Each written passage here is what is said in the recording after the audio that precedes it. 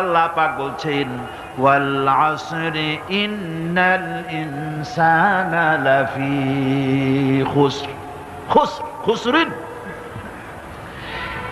এই যে খুসর, খাসারা, এই শব্দটা হচ্ছে আবিধানিক অর্থে ক্ষতি হচ্ছে লাভের বিপরীত। লাভের বিপরীত কি? ক্ষতি। নাফা, এই নাফার বিপরীত কি? নোকসান। খাসারাটা কি?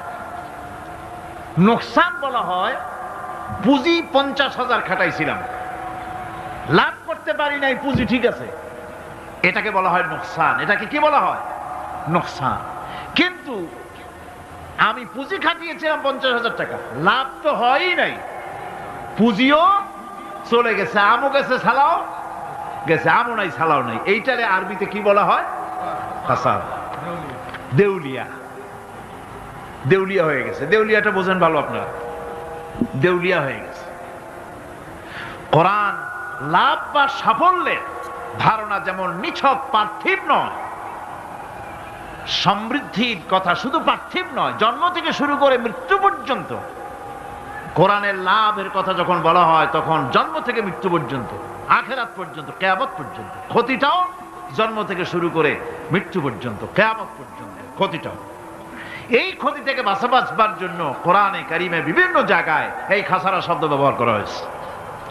আল্লাহ রাব্বুল আলামিন বলছেন ওয়ামান খাফফাত মাওয়াজিনুহু ফাউলাইকাল্লাযীনা খাসিরু আনফুসাহুম বিমা কানু বিআয়াতিনা ইয়াযলিমুন।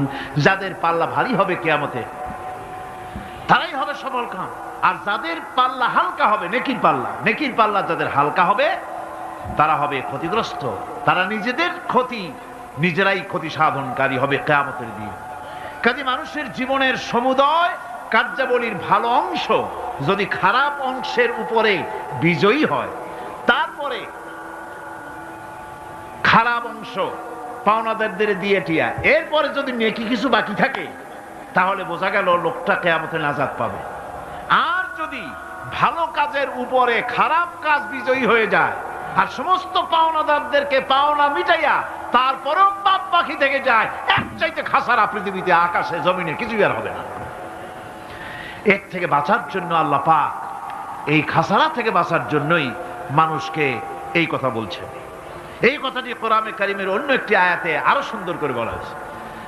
যারা নাকি এই দুনিয়ার বুকে